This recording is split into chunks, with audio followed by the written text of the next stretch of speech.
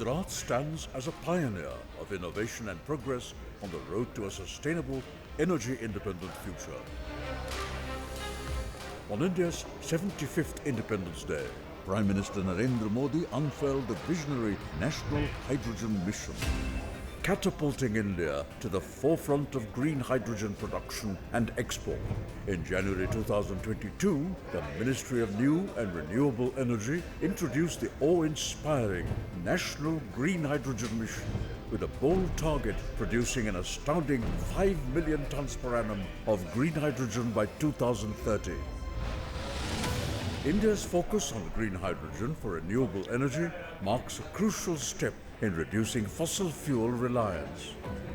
The National Hydrogen Mission's estimated 8 lakh crore rupee investment underscores India's global leadership, leveraging solar advantage and cost-effective production for a cleaner, economically robust future. With potential CO2 savings of 8 to 9 million tons, sectors like refineries, fertilizers, steel, and transport are poised for substantial green hydrogen adoption. India is progressively focusing on innovative bids for supplying 24/7 power from renewables. Demand for energy in India will keep growing. There are huge renewable energy deployment plans for the next decade. These are likely to generate business prospects of the order of around 1.5 lakh crore rupees or $20 billion per year. This is a big opportunity to invest in India. Gujarat in this grand narrative emerges as the trailblazer, a beacon of hope, and a symbol of audacious ambition, shaping the future of energy in India. Embracing the dawn of a sustainable era, green hydrogen takes center stage as the new paradigm, echoed by the visionary words of our Prime Minister. Gujarat, a natural powerhouse poised to redefine India's energy landscape, emerges as the production and export hub of hydrogen, leveraging its vast expanse for the creation of India's highest green power. With the ambition to generate an additional 50 gigawatts of green energy, Gujarat's strategic plan encompasses the development of world-leading solar energy power, complemented by the establishment of cutting-edge infrastructure. From port facilities designed for hydrogen handling to the inception of green hydrogen refineries, the state is set to pioneer a transformative journey. Green gas for steel processing, ammonia production, and the ignition of hydrogen-fueled vehicles all intertwine in Gujarat's vision for a sustainable tomorrow. This ambitious mission, aptly named Mission Green Hydrogen, heralds a future where Gujarat stands as the gateway to a vibrant, sustainable, and hydrogen-powered India. As the global community witnesses this paradigm shift, Gujarat stands ready to assert its destiny as the world's largest green hydrogen hub, with an audacious plan to attract investments totaling 8 to 10 lakh crore rupees, approximately 100 to 120 billion US dollars. Gujarat sets the stage for a revolutionary transformation. In a strategic move, the state government unveiled Gujarat Atmanirbhar Scheme 2022 to facilitate manufacturing of electrolyzer and associated components, and a wasteland use policy on May 8, 2023, aligning with the vision of becoming a global leader in green hydrogen production. The government's proactive approach has resulted in a surge of green hydrogen manufacturing proposals, with an impressive 3 lakh hectares of land earmarked for upcoming projects, anticipating an output of 6 MMTPA and an additional 150 gigawatts of renewable energy.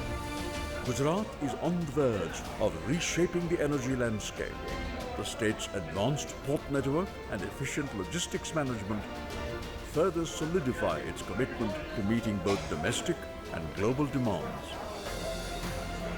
Gujarat's journey into the future is not merely a transition, but a revolution.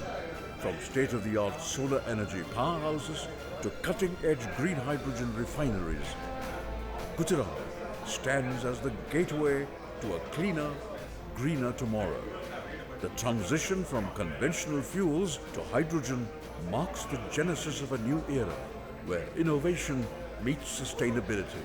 With an array of green products from hydrogen fuels to ammonia and cutting-edge technology like hydrogen vehicles, the state is scripting a story of economic self-sufficiency and global prominence. Welcome to Gujarat, the green hydrogen space of India, a mission that transcends boundaries, a vision that propels us into a future defined by sustainability, innovation, and unparalleled progress. This is Mission Green Hydrogen, where words meet action, and Gujarat leads the way.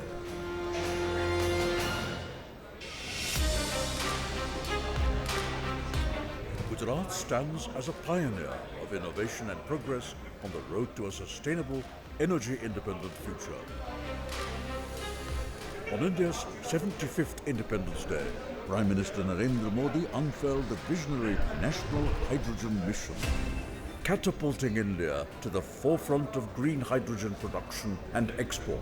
In January 2022, the Ministry of New and Renewable Energy introduced the awe-inspiring National Green Hydrogen Mission, with a bold target producing an astounding 5 million tons per annum of green hydrogen by 2030. India's focus on green hydrogen for renewable energy marks a crucial step in reducing fossil fuel reliance. The National Hydrogen Mission's estimated 8 lakh crore rupee investment underscores India's global leadership, leveraging solar advantage and cost-effective production for a cleaner, economically robust future. With potential CO2 savings of 8 to 9 million tons, sectors like refineries, fertilizers, steel, and transport are poised for substantial green hydrogen adoption. India is progressively focusing on innovative bids for supplying 24 by 7 power from renewables. Demand for energy in India will keep growing. There are huge renewable energy deployment plans for the next decade.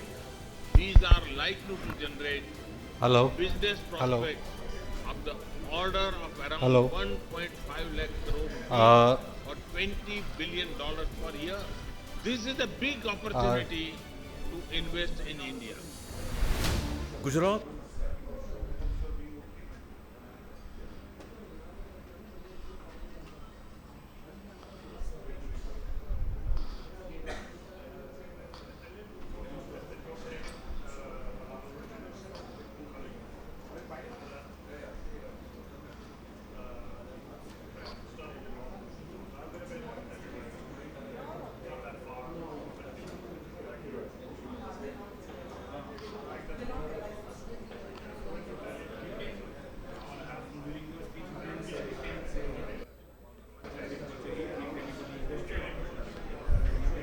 Hello.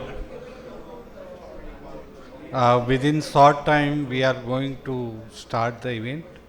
So I request the distinguished guest speakers to take their seat, and my managing director and director JEDA is coming within the 5 minutes. So I request my speakers and the moderators to take their seats, please. Yes, please come.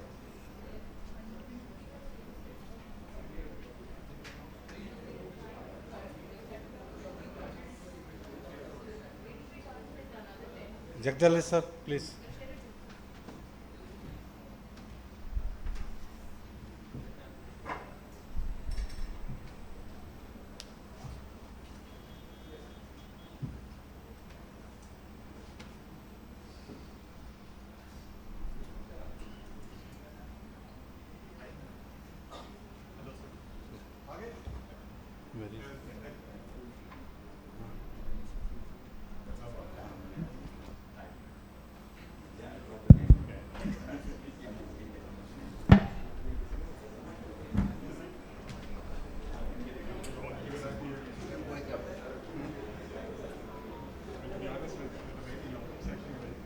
Are you comfortable or you just take? This morning inauguration.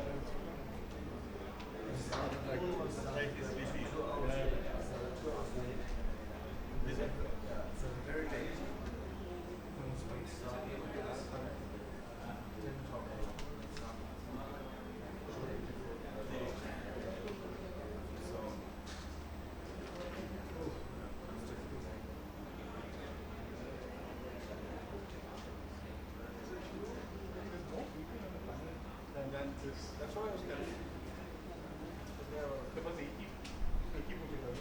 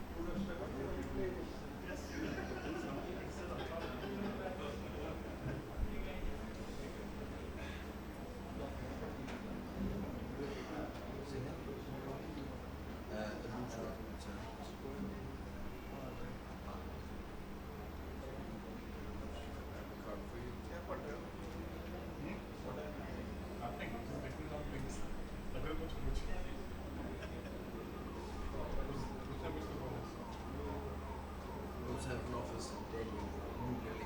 Oh, I think you met a colleague of yours. Who was in China?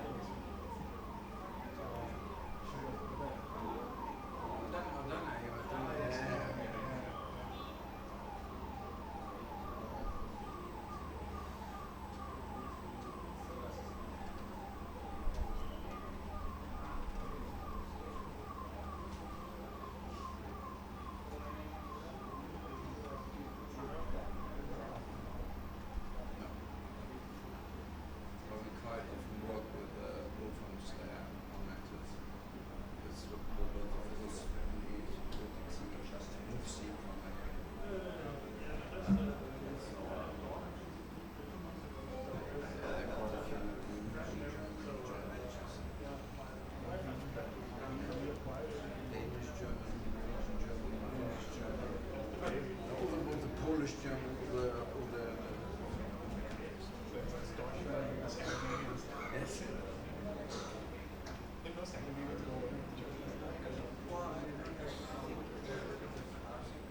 Small, medium-sized companies in Germany that specialize in like Siemens,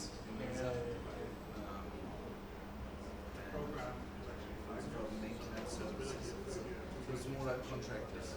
It's less developers. And there's some developers, RWE, Neon and stuff. But it's often representing joint ventures, contractors against subcontractors or against the employer. We did recently look at partnership Yes.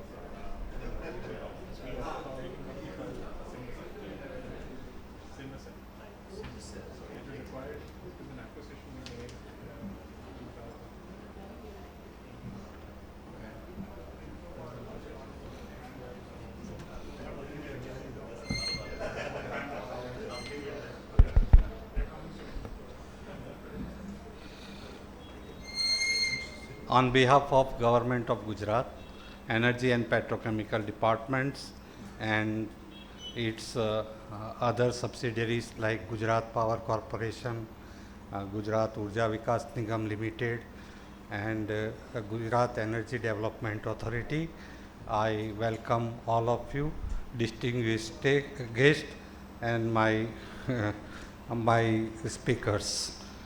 Today, on the occasion of the Vibrant Gujarat Regional Conference, we are touching to the one of the important subject, that is the onshore offshore wind development program. First of all, I would like to welcome my distinguished speakers and guests by the bouquet, presenting the bouquet.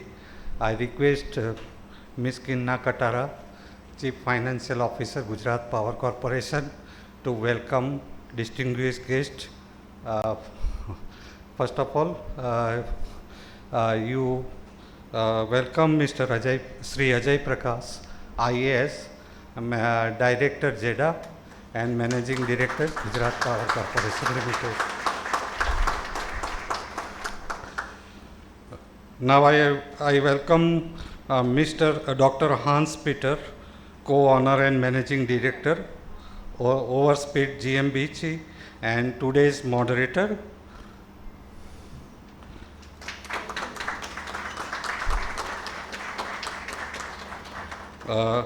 Mr. Jasper Jensen, Head of the Secretariat Center of Excellence for Offshore Windmill in MNRE in association with the Denmark Embassy. Mr. George Karp, Partner Advisor as Legal on Cross-Border Litigations, Luthar GmbH.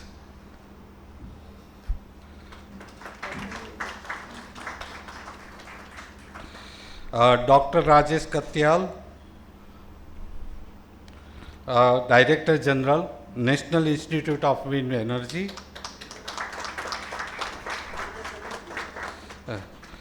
Mr. Aditya Pyasi, CEO of Indian Wind Turbine Manufacturing Association.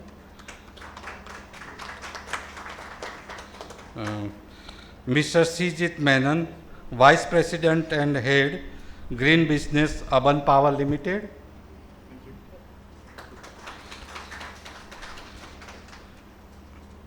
Dr. Alok Das, Group CEO, KP Green Energy Limited.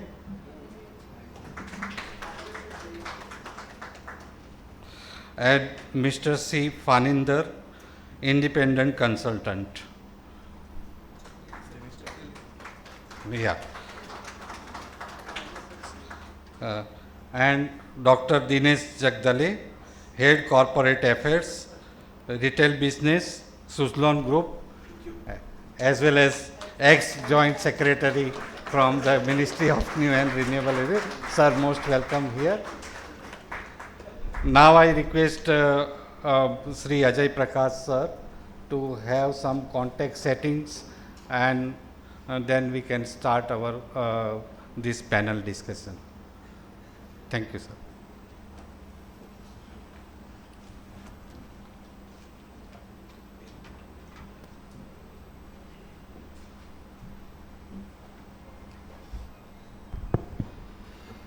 Good evening, everyone. First of all, I would like to apologize for coming late here.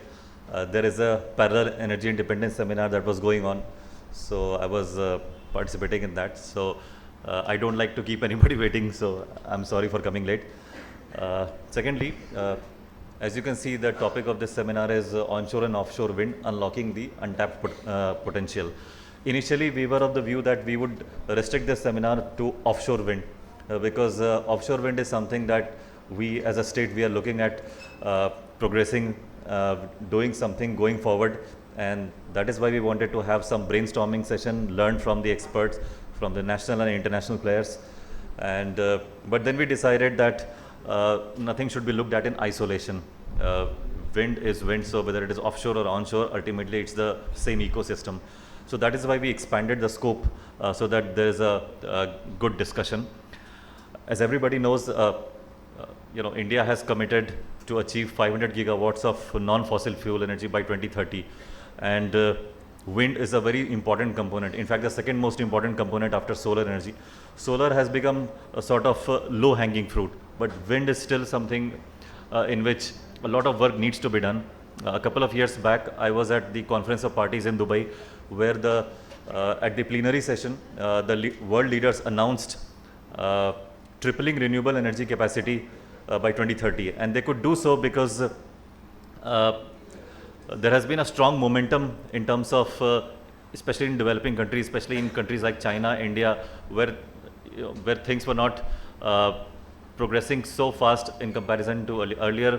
North America, Europe had stolen a march in the sense of developing wind energy.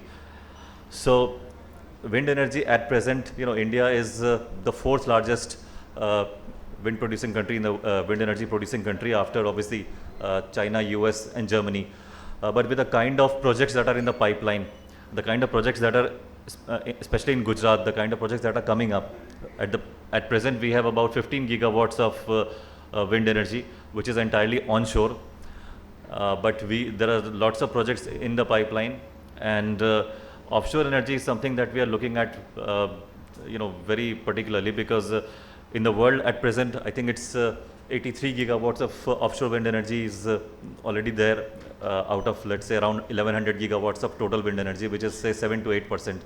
And in our country, Gujarat and Tamil Nadu coastlines were identified by the government of India, and a lot of work was previously done. Government of MNRE, you were there, so I'm sure you must be, you're aware of everything. In 2015, they came out with a policy paper. In 23, they came out with a lease rules paper. Then last year, in 24, SECI came out with bids. There are two types of bids. One was for the 500 megawatts development of offshore wind in the Gulf of Khambat region in Gujarat.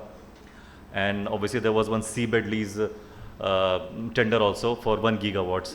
Unfortunately, the developers did not show any interest because probably there needs to be more state support, there needs to be a recalibration of the policies. So we want to discuss all these issues here, and the brainstorming I would like, because Gujarat really wants to go ahead in this, and from the latest that I've heard from MNRE is that they're going to come out with a combined 1 gigawatt tender jointly for Gujarat and Tamil Nadu.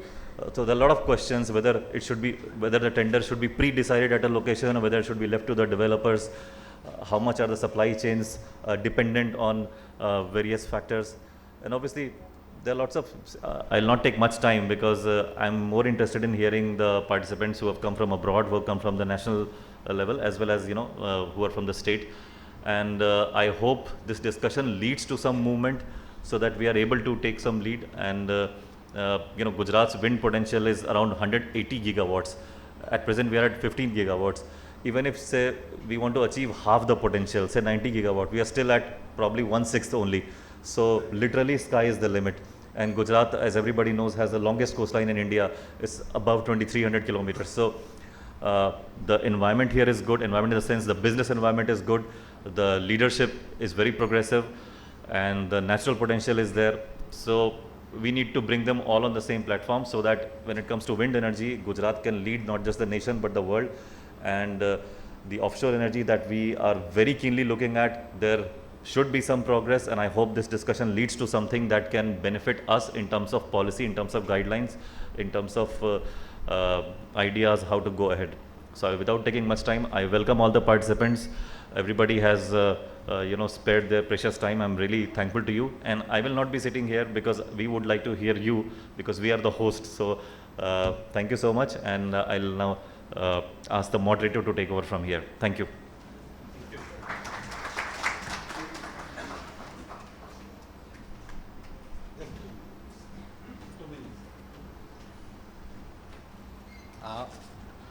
Before we start our program, there will be a 5 minutes movie on the Gujarat program for the onshore and nearshore and offshore project.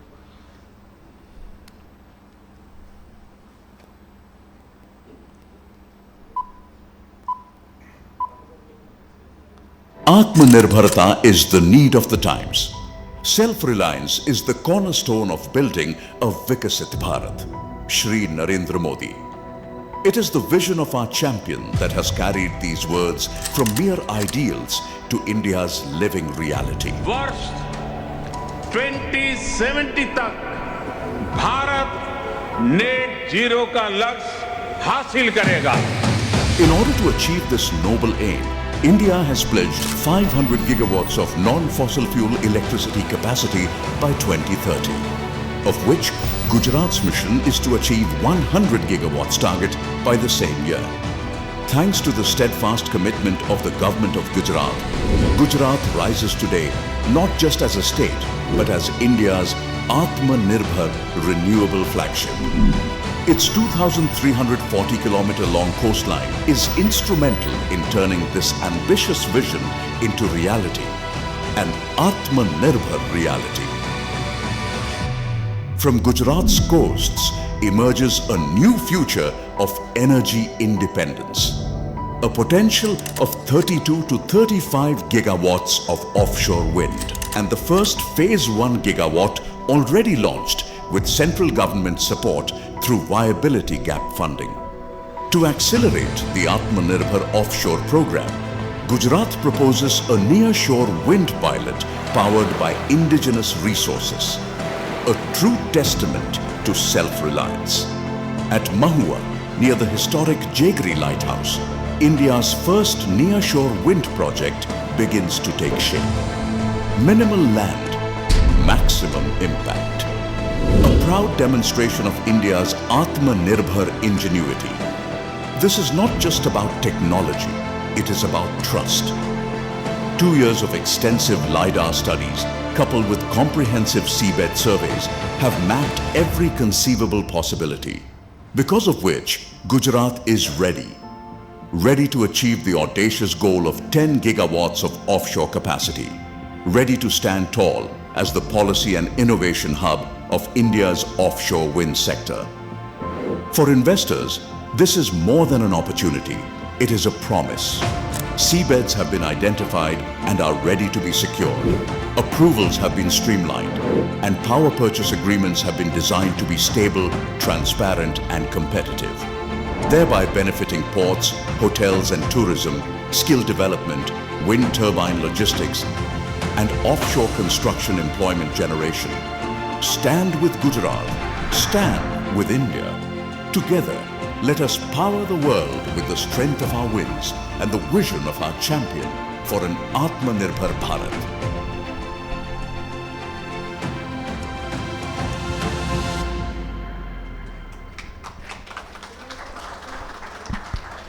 Thank you very much.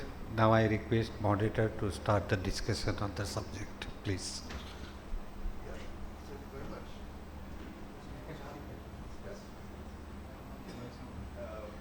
Good afternoon.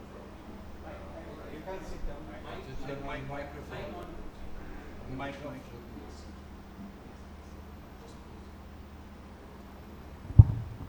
Okay, thanks. So, nice afternoon from me and warm welcome. So I'm very honored to be here today as a moderator. Coming from Germany, we did some wind projects before. Originally, I'm a wind guy. I'm doing more and more solar in the meantime, and we are working in India since about 15 years now. And I'm very, very happy to be part of the journey.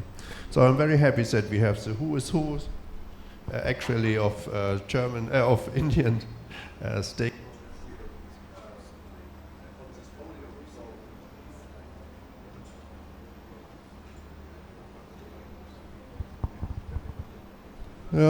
Yeah, it works. So I'm very happy to have the who.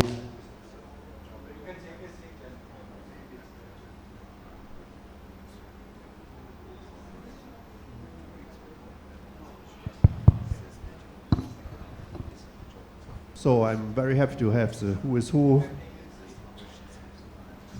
The who is who of India and also some European partners here.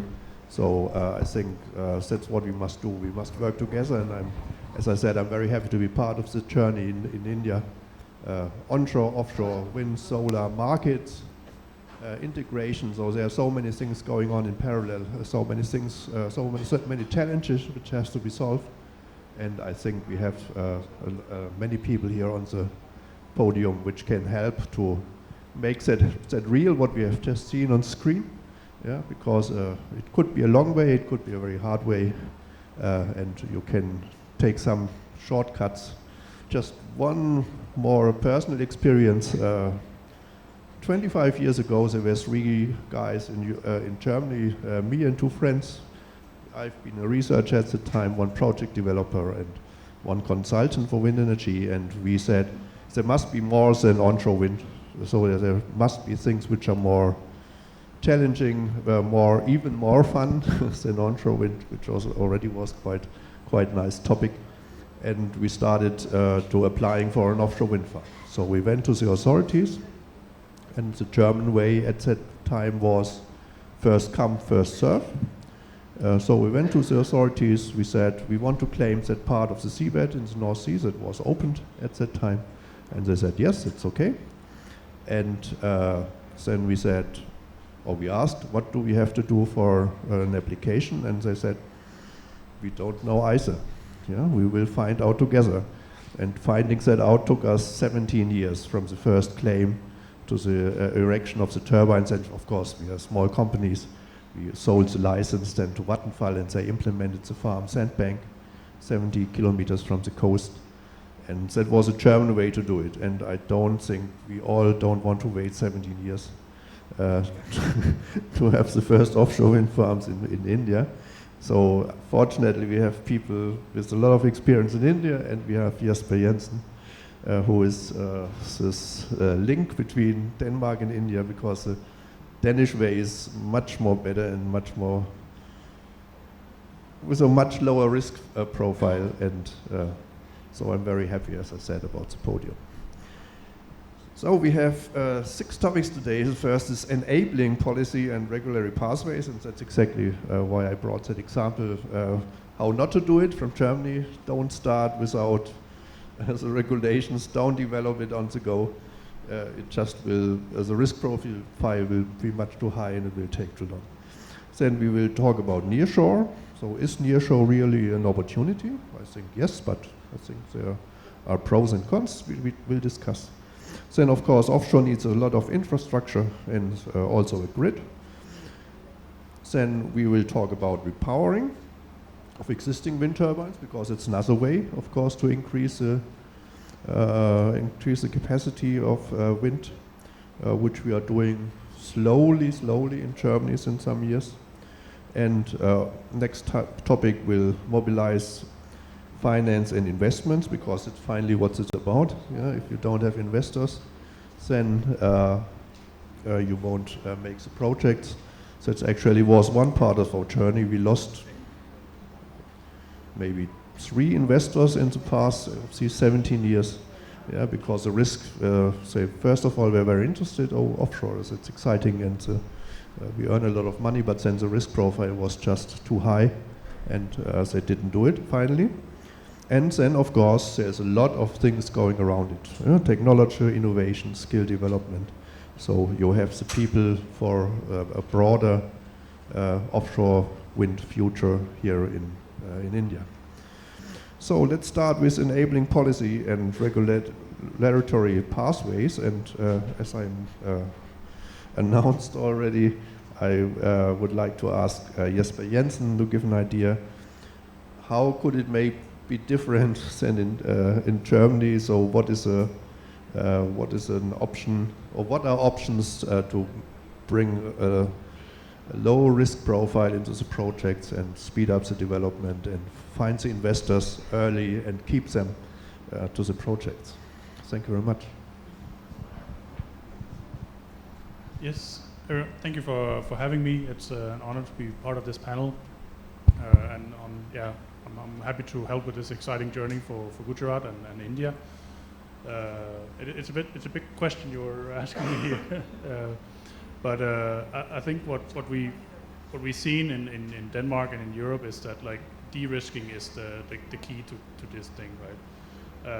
And one way we've done it in Europe, and particularly in Denmark, is that we've like made marine spatial plannings of the entire seabed of Denmark, basically. Every square kilometer has been allocated to something. It might not be necessarily that we've designated that, okay, this area is going to be for 1 gigawatt of offshore wind, but at least there's a general notion that this area is not going to be taken away from these developers because of it could be environmental things or heritage issues or something like that. So I think that's important to do in India as well. And we've been working with together with Dr. Chaldi team, Nive and so on, in doing these marine spatial plannings both in Gujarat and Tamil Nadu and so on. But when you're doing the first time and also in Denmark, it takes a long time because gathering all this relevant information and so on, it takes some iterations. So that's already been done. One study in both sites, and we're currently doing another update basically to see what new information is there. So that's definitely a way to help and like developers to see, okay, where are the risks? Is there anything we have to be wary about? And then also from the government side in India, they have to be very like adamant, like, okay, this is your area. Like no one is going to come and take it in that sense. And yeah, that's just in part of the policy and the regulatory frameworks that has to be clear. Again, you said yourself, we don't really know how, like when it's the first project, what are the permissions that has to be like given and so on. So that's also something that has to be worked out in collaboration. For developers, if then there's a strict timeline, then they'll be a bit nervous about that, because in any system it just takes forever when something new has to be done. So having a very strict timeline on for when first power is, it's going to scare away people from new markets. So it's very important that you give them a bit of leniency in that sense. Of course, not too much, because you also want something developed, so you can't just keep like extending their permissions. In Denmark, we have the one-stop shop. It's also it's a smaller country, definitely. So it is easier for the Danish Energy Agency to just be the coordinator. We don't have like states here and so on where it is, but it's also an approach where we make it very accessible for developers, and that's also what Nive is trying to achieve. Right? It's one like you want to be accessible for the developers to ask questions and so on, basically, and that's also part of the reason why I'm here with the Center of Excellence. We want to develop that into a place where developers can find out like knowledge from that has been brought internationally from global experts and put into an Indian context, so they can see how is it exactly that they should behave here, what are the risk in India and so on, and we're trying to expand this collaboration with bringing in more EU partners as well, and hopefully also other nations, but yeah, it's just a start. Great, thank you very much. So I think that gives a good idea from the regulatory point and from the actual planning. Thank you very much. Secondly, I want to address Mr. Scherf.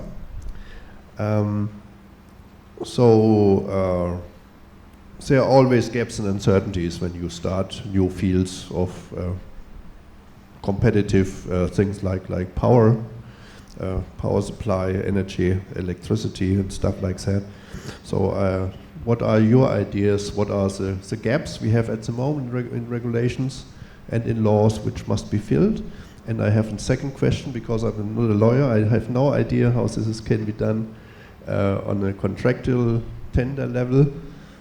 We have seen a lot of projects dying in the last 2 years due to price increases and to inflation in the UK and in the US. So actually billions, maybe 30 billion or something like that, probably, I guess. Yeah. So for Ørsted and other companies, how is it something which can be handled in a fair way in tender processes and contracts? What do you think? Thank you very much for the questions and for having me as well. It's an interesting question, because I think we're doing somewhat of a full circle here. I mean, 15 years ago, countries started off with feed-in tariffs. So they provided a certain amount for any electricity produced by PVE or offshore or onshore wind producers, and they attracted large amounts of investments, right? I mean, the Czech Republic, it's a small country, very small country in Europe. It's not very sunny there, but they attracted huge amounts of solar energy because they promised subsidies for 25 years. Same happened in Spain. They had a little bit more sun and also offshore wind. Now, they were successful in the sense that they attracted investments at an enormous scale, but then a few years down the line, they realized this comes at an incredible cost to the national budget. So they retrospectively basically reduced the feed-in tariffs and other tax privileges, leading to a massive wave of investment claims, right? And I think the most against Spain were won, most against Czech Republic were lost by the investors, but it's a big risk. Then I think after the feed-in tariffs, people said, let's do auctions, right? Let's do auctions, and everybody can bid how much money they want on top of the market price, and we take the best bid, grossly simplified. And then they realized, well, this kind of also produces risks for developers, because what happens if they don't make a profit or don't recover their investments? How about bankability? And then it went from auctions with a sort of strike price to now what is more discussed, contracts for difference, for price difference, right? Where basically there's a reference price provided by the government, and you will get that in any case, but you can bid below that. So you have a safety net you can fall back on. And that also has its drawbacks, but I think it has been implemented in the UK. It's implemented now in other countries.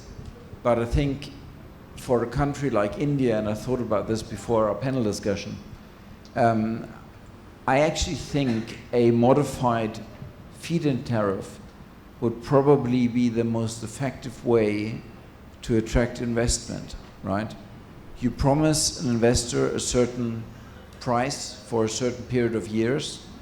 They can calculate, they can get their financing, and you just have to make sure that you don't do the same mistakes as in Spain and Czech Republic. You have to cap it at some point, right? You have to say we only allow as many as investors as we can afford to pay the feed-in tariff. So in hindsight, the feed-in tariff caused huge problems, but I would still say it's the fastest way of attracting foreign investment or domestic investment. And on top of that, I think that you have these risks covered. One of the issues was also when they moved from feed-in tariffs to the strike price and auctions, they moved loads of risks to the developers. For example, for the soil structure, right? Often referred on as rely upon data, but nobody can rely upon it because the soil structure is completely unpredictable in offshore conditions, right? So I think there needs to be, as you mentioned just now, there needs to be more risks, not all, but more risks taken by the government again, and there needs to be a safety net for price fluctuations. And I think if you create a regime like that within India, I think investors will flock in and invest in your vast coastline and the many very ideal areas for offshore development. Yeah, thank you very much. So I learn pixel right schema for the current maturity of the system which you have here. So as you said, in a not very mature systems, feed-in tariffs could be a pusher, and then you must find other ways to make it more balanced. Thank you very much. We were talking about regulations and the seabed. So, Dr. Katyal, you're involved into that. What do you think are the current? No, I learned that there are already a lot of things going on. So, what has to be done on the regulational side? As far as the seabed leasing is concerned, I think as Sir mentioned, already Ministry with the active support of NIWE has already come up with the seabed leasing policy in 2023. The only thing there is a confusion in the mindset of the forum that whether we have to go near shore or we have to go deep inside the sea. So now the definition is not very clear in the seabed leasing rule. So in my opinion, there are two mixed thoughts. One is that the coastline, the baseline, when the water comes in the high tides and touches your foundation structures, that is called as the near shore. And when there is a LTL, the water goes back, and that would mean that they are all on the coastline, baselines. So that way, that will be a good idea for Gujarat to come up with the first near shore projects.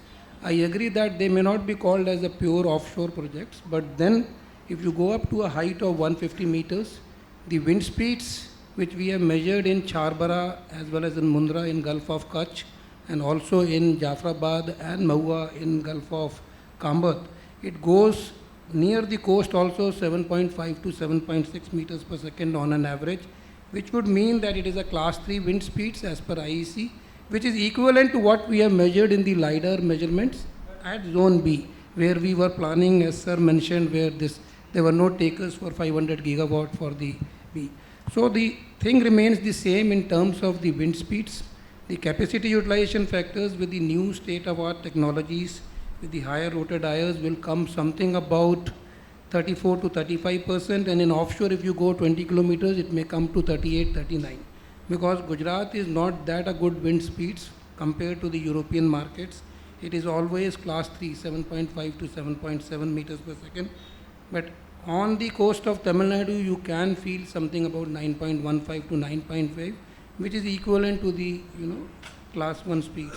So the good idea if Gujarat should do is that the initial few gigawatt, they should come up with the coastlines so that there is no issues. The onshore turbine players which are available, the OEMs, with the slight modifications on their substructures and all, they can try to go ahead with the same turbines, doing some marine, anti-corrosive paints and all that for the near shore structures.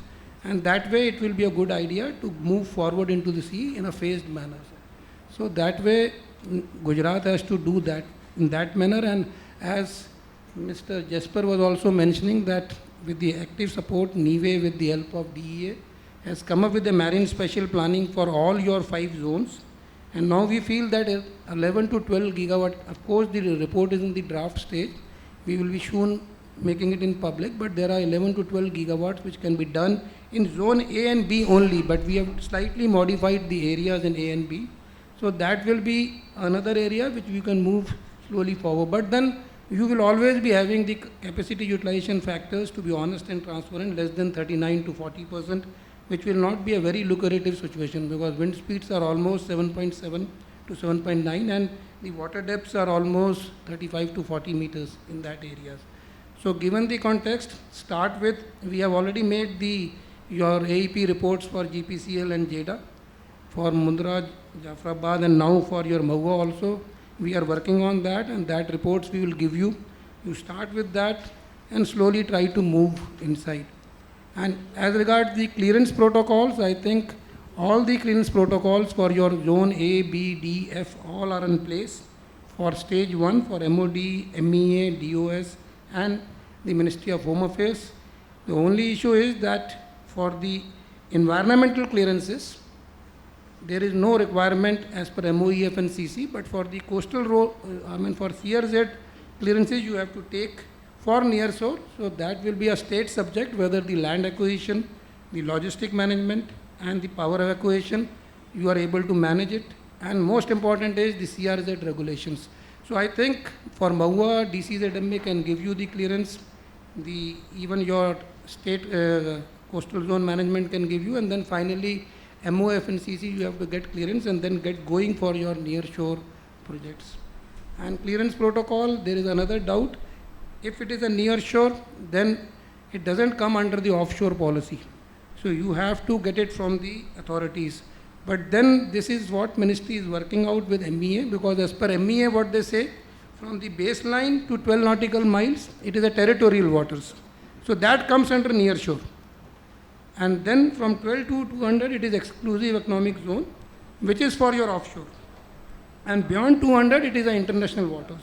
So that is the definition as per MEA, but ministry, as per the notified policy, what Sir was mentioning in 2015, they are trying to take it up with them and trying to come up a clear definition for nearshore so that Gujarat can go ahead with that.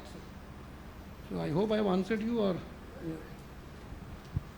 Great, thank you very much. I think we are slipping into the next topics. That's good, and the pictures getting clearer.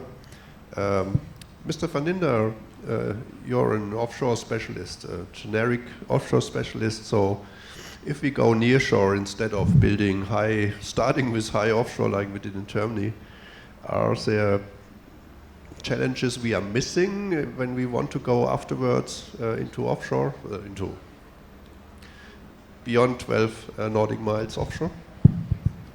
Yeah, good afternoon, and thanks a lot for that question. So offshore is completely different from onshore if you look at it. Just to give you a thought of it, onshore you can reverse the process, but offshore you cannot reverse the process. Once you are in water, it's an expensive one, it's a high dollar one. That's one part of it.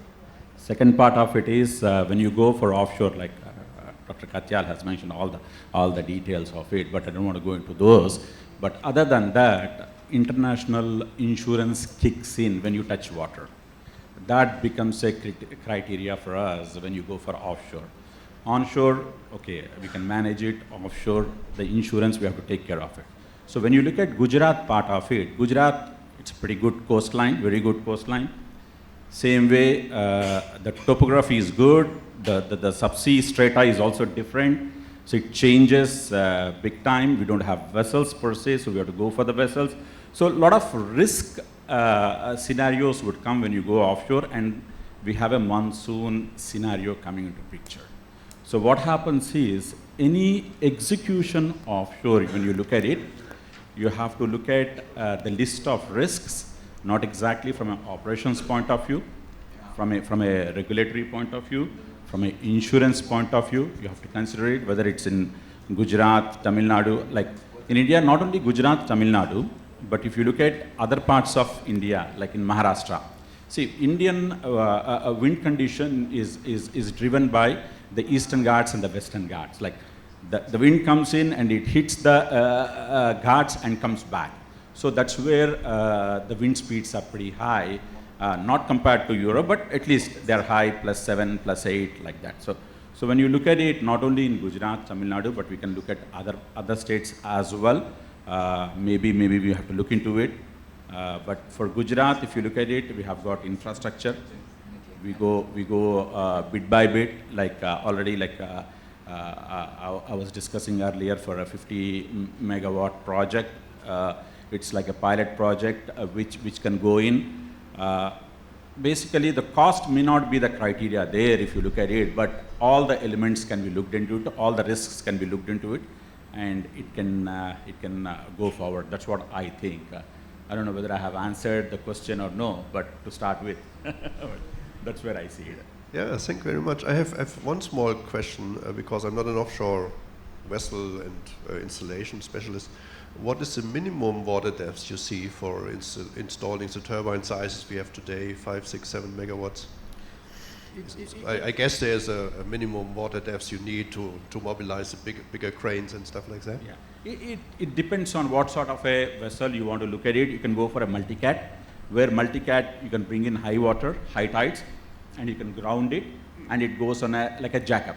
You can do it. So we, like what happens is, if I switch to oil and gas sort of a thing, where the pipelines are pulled all the way to the shore, there the multicats are used.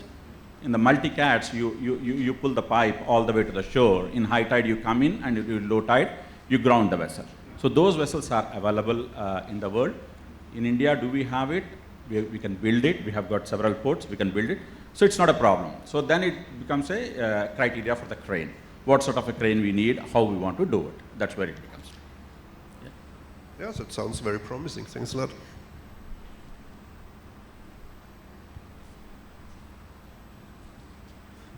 So I think we heard a lot of pros about a nearshore demonstration project. The question is, of course, does this divert us from what we want to achieve, which is offshore at bigger water depths? So, Mr. Menon, what do you think? What are the risks if we go nearshore before real high sea offshore? Let's call it high sea offshore. And how can we how can we manage not to lose the focus on the offshore wind farms? Sure, thank you. And first of all, thank you for having me on the session. And it's an honor to be sharing the stage with a lot of friends, colleagues, industry veterans that I've had the opportunity and privilege to be working with. I think, and I've said this quite a lot of times, offshore wind for India is a generational opportunity. It's an opportunity for India to develop a coastal economy separately. An opportunity to obviously give alternate employment, push engineering prowess even more further, right? And if, as you know, as a company that does a lot of offshore projects, but on the other side, which is oil and gas, I think you know, companies like us that exist in India, we see offshore wind as a beautiful way to transition as well. So it fits into the green story. If nearshore is the transitionary mechanism to offshore wind, then it would make sense. But we'd have to be careful to make sure that we don't lose focus of offshore wind while we go into nearshore. And that's probably where you use nearshore as a stepping stone and treat it as a structured transition. And like I said, not as a detour.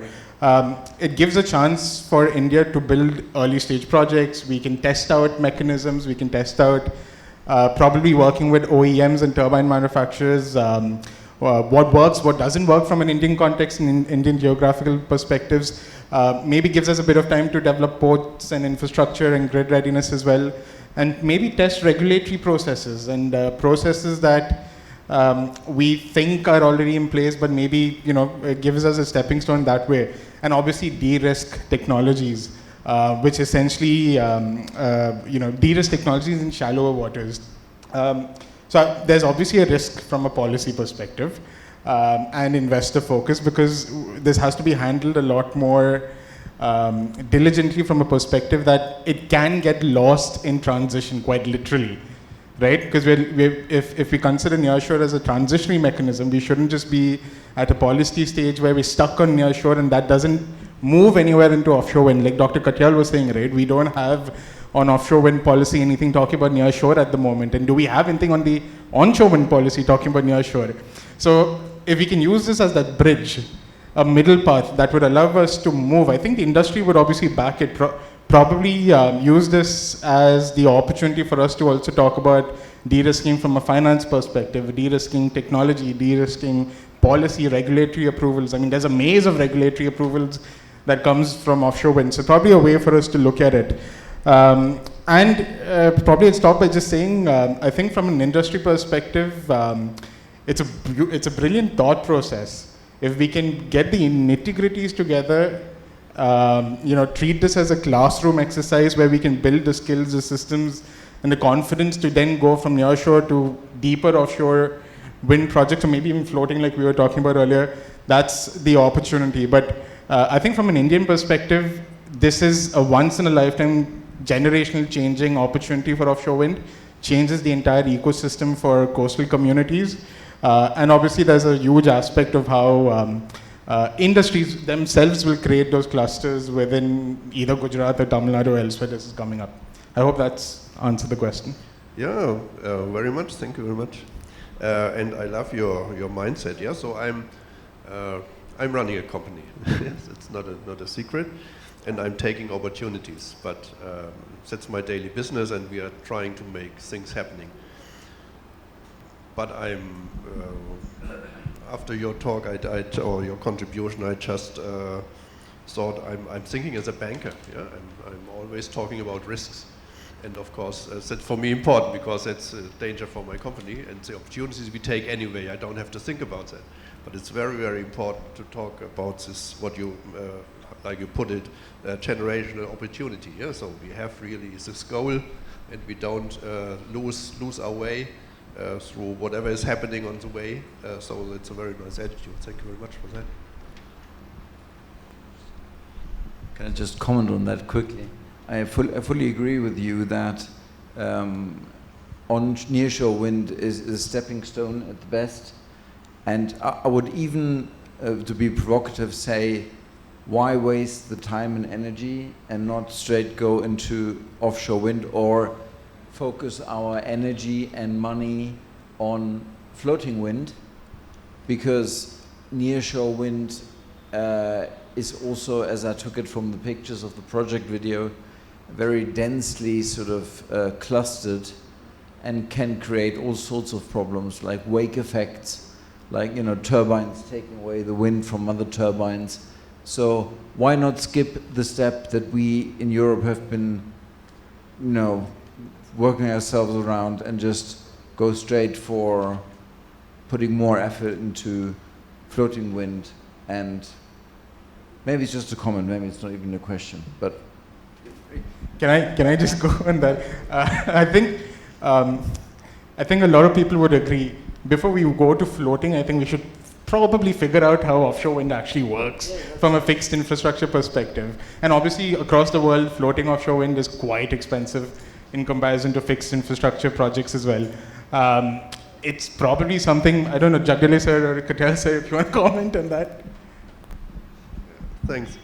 Yeah, and actually we didn't skip that step. Germany skipped it.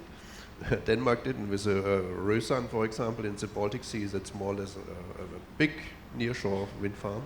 Yeah, well, Germany skipped it, that's right, but Denmark really took that way also for bigger farms. Røsand, I don't remember, 40 turbines, 50 turbines, something like that together, Røsand 1 and 2. Yeah, but it's an important point, yeah? So that's why we're here to discuss it. Yeah, thank you very much. The question is, what is there and what do we need? Mr. Van Indra, what do we have and what do we need from the infrastructure in Gujarat in particular to get stuff working for offshore installations? So we're looking at what's needed for Gujarat, or offshore per se we are looking at? Just want to check out. For offshore, from the point of view of Gujarat. Okay, see, if you look at Gujarat, Gujarat, like I said, it has got a very good coastline, and good part is Gujarat has a lot of port facilities, a lot of manufacturing facilities where the steel rolling, the port facilities are all there. Thing is, it has to be scaled up. Are they scaled up right now? They are not scaled up. They are just the supply base or small ships or something like that. They are doing it. But for offshore wind, if you are looking at, it needs to be scaled up big time, where you have to have the blades, the turbines, the BOP, the complete structure, all those things are to be put in together. And those sort of a jetty facilities, those sort of a yard facilities needs to be developed. So unless those are developed to do a specific job on a large scale will be a challenge. So as a stepping stone, the port facilities, the jetty facilities are to be developed. That's one thing we have to look into it. Good part is with so many ports, if we have to import anything from outside, that becomes easy. Like if you look at Gulf of Kutch or Gulf of Kambat, which is down south of Gujarat, or in between, these areas are pretty good, which can import a lot of stuff from outside India. So that can be done. However, for offshore fabrication, for supporting offshore facilities, the logistics base, is Gujarat 100% ready? As we speak, I would say no, but can it be developed? Yes, it can be developed. That infrastructure needs to be developed to support the offshore side of it. be it be nearshore, be it be completely offshore. Great, thank you very much. So we talked about a lot about regulations and laws, and we talked about the seabed and the wind conditions, but finally we need some turbines. So Mr. Piassi, what do we have, what do we need, what needs to be developed to introduce Indian turbine types? Because of course there are turbine manufacturers on the market from Europe, from China, who are providing turbines, but it's also, it could be a part of risk management, for example, for currency exchange risks and other stuff, to have as many as possible components from India. So what is the status, and what do you think could be missing, and what is not? What? Thank you for having me here, and a very pertinent question. Thank you for that. Actually, I would say that when we are thinking of offshore wind, why are we only thinking that we want to install the capacity in India and then develop the manufacturing capacity of it to cater to it? That is what is holding the industry also. I'm speaking purely from manufacturing side. If we see the tenders of 4.5 gigawatt, which were not that successful and finally cancelled, the uncertainty is so much, both regulatory uncertainty as well as execution uncertainty, which Dr. Katyal had just mentioned. And as a person who has taken approvals of environment clearance and forest clearance myself, I think the industry is looking at these tenders with a pinch of salt. However, if, this I'm taking reference of the World Bank presentation that was made to MNRE last week, lot of capacity has been decided to come on, to be bidded out in Philippines and Vietnam. And there is a need for manufacturing, and manufacturing clusters are already there in the state. The top manufacturers like Suzlon, Envision, Adani, they are already there in the state. Why don't we create an ecosystem wherein we bid out in those geographies and then we do the manufacturing here?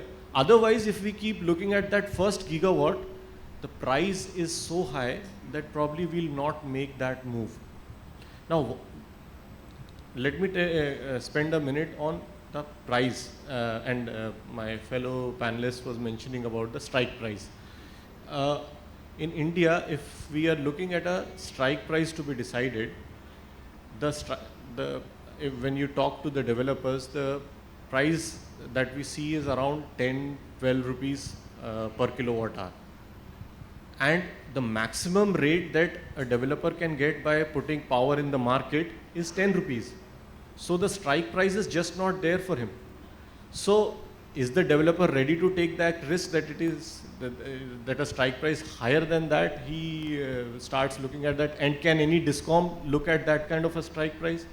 I think those are hard questions that we have to look at. But manufacturing, definitely we can do.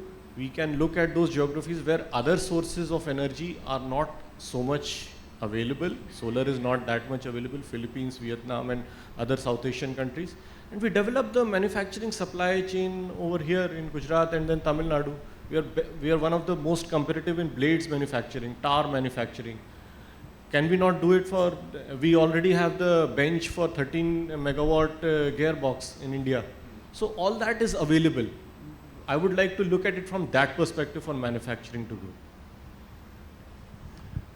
Okay, so I just said I got it right. So you think the international cooperation between different manufacturers and many components is possible, but maybe which have been proven in other environments. That's one way you would like to go, or you would prefer or recommend?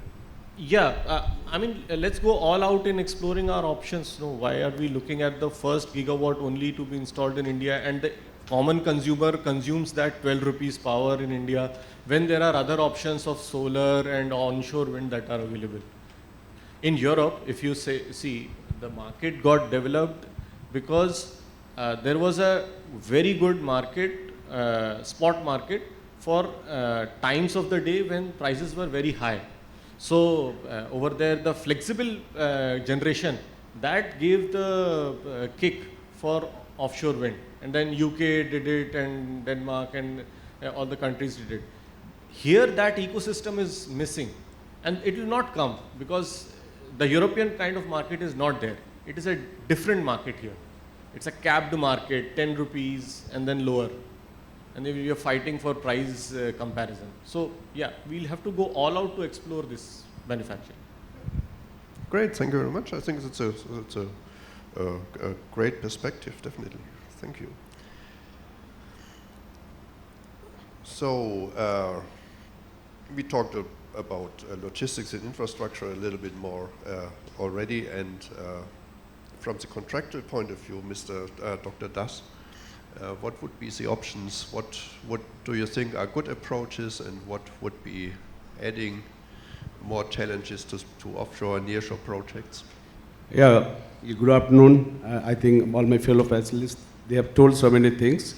But I want to say something differently, why we need offshore. Is it required tomorrow or no? My question is, there is a necessity today, because today in India, we have completed 243 gigawatt. We have to complete to 500 gigawatt, it is 2030. There is a $2.5 trillion SEC fixed. So now they are telling what to do. Because if you go for the onshore wind power projects or solar to some extent, land acquisition is a question today. So if you go for 44 gigawatt per year, you know what the land is required. So that land acquisition becomes a problem. So to substitute to that land problem and all, government has come with the policy. So there's a potential mapping of 70 gigawatt pan-India. And 2 states, there's 1 gigawatt. So can we explore something in the terms of offshore or nearshore? But is it a necessity whether we are going for net zero initiatives and how we can do that?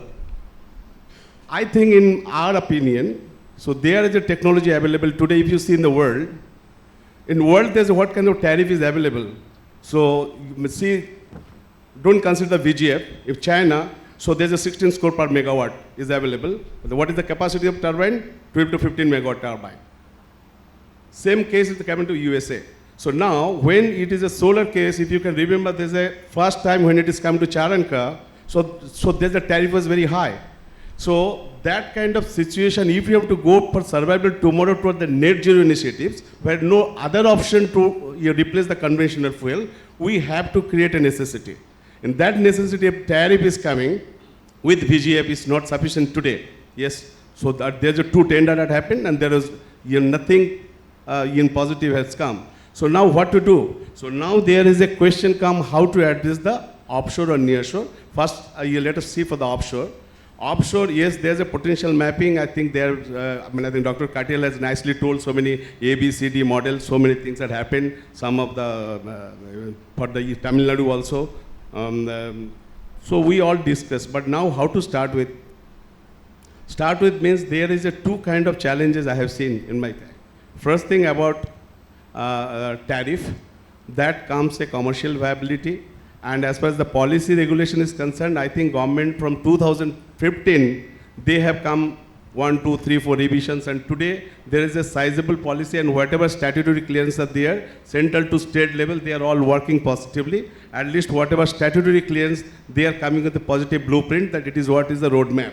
So now it is a question as a private public participations on a BOO basis, if they can complete. Like, somebody tell that there is a port facilities. So if the port facilities, there are numbers of ports there in Gujarat. So for in our company also, we are trying to develop our port just to facilitate to just the future for adaptations of offshore. So thing is like this, we are in dire need that how to localize the supply chain. Today, if you go for 12 megawatt turbine or 15 megawatt turbine, your shell diameter is required minimum 10 meters. So that kind of your rolling bending machines and all kind of facility localized to that near to the port and all. So it is all required. So what I say that if we can concentrate on the supply chain issues, if we can work on the tariff issues and some of the strategical, that political will that whatever there, that okay, this has to be gold. And with the tariff, today the tariff declared 4.5 rupees, DGF about 8 crore, still it is not viable.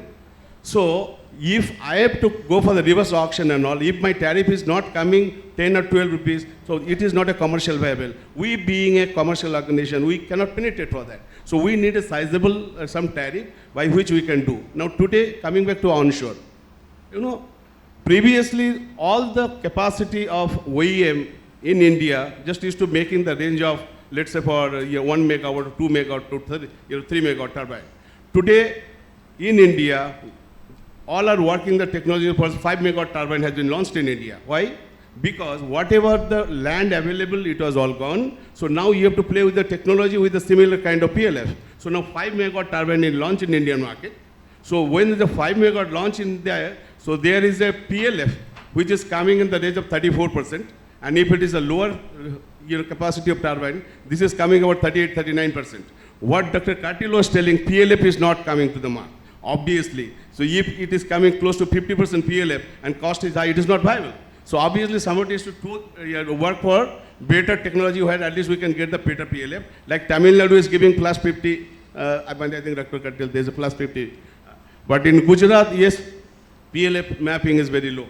So that is why probably when we had a discussion with the government of Gujarat, the concept of near shore has come.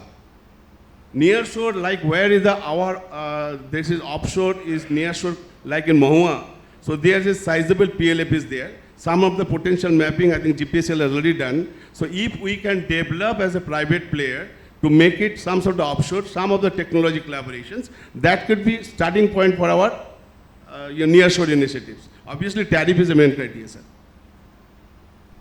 Hope I have cleared something, sir. Yeah, thank you very much.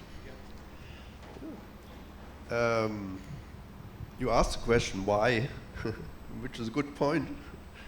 Why do we go offshore? And that brings us also to the next point, which is repowering, which you was a little bit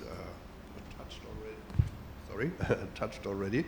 So of course, finally, it's about producing energy. At least that's one central point. So, Mr. Jackdale from Suslan, what do you think about repowering? What are the options? What are the hindrances? Of course, countries like India, who started quite early with wind energy, like Germany, with different pace, but definitely you have existing wind farms which are older than 20 years. What is your view on repowering of existing sites? Yeah. Thank you, and very interesting discussions on offshore, and now we are discussing on the topic of repowering. But before coming to that, let me put a point that for a growing country like ours, and looking at the vision what the leaders have set for this country, we're looking at an Atmanirbhar Bharat. We are looking at a country which is energy secured, and therefore all kinds of sources which are clean and renewable are required for this country. And when we're talking that, we collectively, state and center and the stakeholders have to find out solutions to all kind of technologies that will exist, that will bring value not only to the state but also to the investor. And that is how the offshore discussions, and very happy to note some of the interesting discussions that happened today. From a repowering perspective, let me tell you that the country has seen wind for last 4 decades. And when we are looking at the development that has happened, Gujarat was one of the pioneer states which have put, or I can say that the birth of wind in this country, there are two prominent things we can say. One is obviously the state of Gujarat, and secondly, we relate it to Suzlon. I represent Suzlon here, and very proud to really contribute to the Swadeshi mantra of the Honorable Prime Minister. But coming back to the subject, obviously when we are looking at 52 gigawatt as of today, and what was the earlier, and my friend Dr. Katyal has done an analysis which talks about 25 gigawatt of wind farms that have been erected in this country, prominently basically in the 9 windy states of this of this country, are below 2 megawatts. And therefore, we can look at the installations that happened from 95 onwards to 2000, then take a 5-year period of 2000, 2005, 2005 to 2010. Mostly the life of those turbines, which still exist as a turbine there, probably it is generating something, which probably the investor is not very keen to know what is the value that it has. But it's a structure which is generating, and therefore we now need to bring focus on the subject of repowering. What repowering is obviously trying to create that value that particular wind exists in that area, and really see how can we enhance the kilowatt hour within the existing footprint of land, within the existing transmission system, and within the existing kilowatt that is installed. And that's where the repowering question comes. I was lucky enough to really contribute along with Dr. Katyal and some of my other colleagues when I was in MNRE to bring in a repowering policy. And what that policy mentions is that it gives you certain CPs, the condition precedents, which can be categorized as repowering. We did and the question obviously you mentioned about the feasibility and the commercial analysis. What is more important to understand that there is an intrinsic value of the wind that is blowing in that particular area. The technologies have grown, the technologies have multiplied, efficiencies have grown from a meager per plant load factor, which we used to very confident and proud enough when we are selling turbines in the era of 2000, that my PLF of that site is 20%, nobody even touches 20%, now it's 40%. That is the difference which the turbine technologies have brought to this country. And thanks to all those, including, we have 14 manufacturers in this country who have set their shops and selling turbines across states. So as far as that is concerned now, therefore, when we are looking at repowering, we see there is potential. How much today? 25 gigawatt can be easily repowered. What will that bring? It will actually multiply the generation per megawatt by 3 times. And that is what we have observed based on analysis, that an existing 1 megawatt turbine which was performing, giving 20 lakhs of generation, if I replace with 2 turbines of 1 megawatt and a 2.1 megawatt of Suzlon is installed, it will give you around 40 lakhs. So minimum 60 lakhs, 60 or 70 lakhs. So in fact, the generation is increased almost, I can say, on an average 2.5 to 3 times. So that is the value. And therefore, it is no brainer that for somebody who needs power, the state discoms which is hungry for green power, what is the basic is? Yes, there is a turbine. It has to now just give a friendly regime which allows repowering. And I would like to state, Ajay is there, I would request for his intervention. There are 2-3 basic hurdles that we have seen that have come across when we are doing repowering. Myself has been working on states, pilots, including the state of Gujarat, where we feel immense potential. What it will enable the state is qualify or comply with the RCO that they have. It will basically utilize the grid in more efficient manner. Without any investment in the transmission, it will enhance the ability to transmit. And therefore, there will be a value to that particular area again. What has happened is, all these turbines are 20-year plus, they have lived their design life. So there has to be a regulation, and Dr. Katyal is working on that.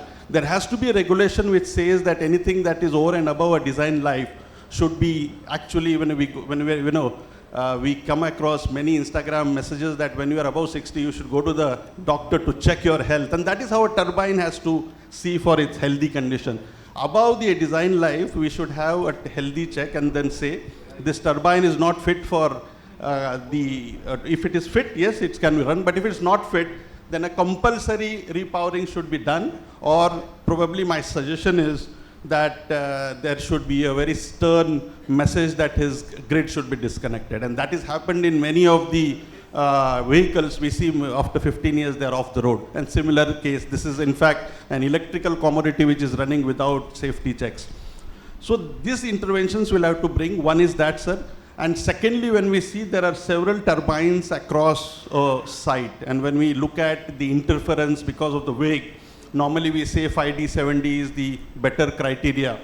But if you are able to tackle this by saying that, and if a owner has lived its, if an asset has lived its life, thereafter if he is not repowering, then he has to bear the consequences. But before that, I think intercropping is one of the best examples where we have seen that it really helps. In fact, taller turbines with larger rotor blades help to gain more, and there is no loss of wind speeds at the smaller turbines as well.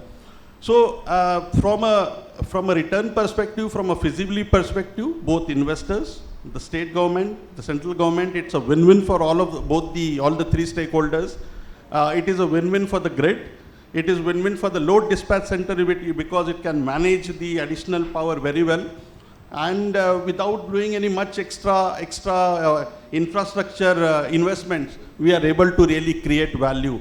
So that is what repowering brings into this. We are very keenly waiting for the state of Gujarat to really come out with a very conducive policy that will enable the large chunks. I think if you really look at Gujarat and all those very large, I think at least 5 to 6 gigawatt of wind parks which are already existing in the same area, we can create thrice the generation, and that is how the value of repowering is. That is what I wanted to say, but if any question is there, I can answer that. Thank you. Yeah, thank you very much. So it sounds like a clear win-win for all stakeholders to me. So I think the wish is quite clear to have clear regulations as fast as possible. Thank you very much.